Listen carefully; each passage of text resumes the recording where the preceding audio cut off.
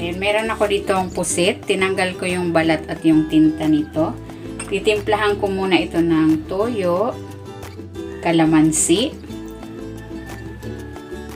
at ng paminta.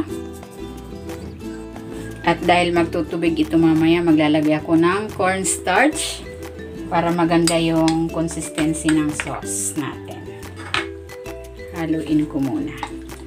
Kung hindi ka pa nakapag-subscribe sa aking channel, please subscribe at i-click mo na rin ang notification bell para lagi kang updated sa aking latest recipes. Ayan, okay na ito. Ibabad muna natin ito for 30 minutes. Maglalagay ako ng cooking oil. Igigisa ko na tong luya.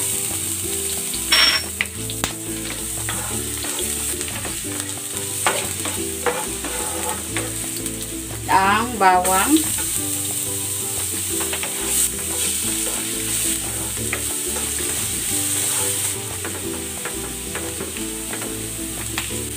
igigisa ko na rin tong sibuyas.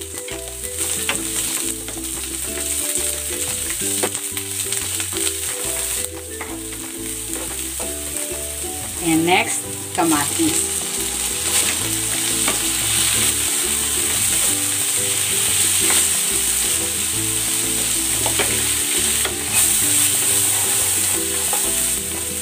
Next, ilalagay ko na dito yung binabad kong pusit.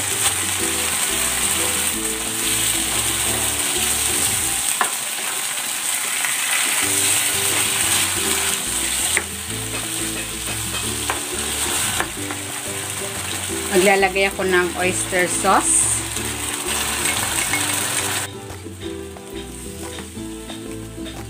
Ayan, diba ang ganda ng ating sauce, oh? Hindi siya nagtubig ng husto dahil naglagay tayo ng cornstarch.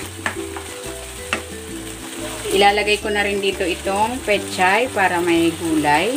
Ayan.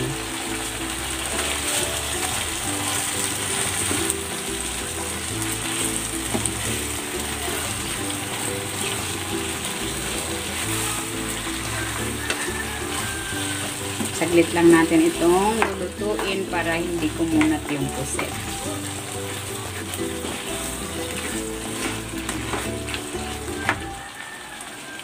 Ilalagay ko na rin itong siling panigang at ang labuyo.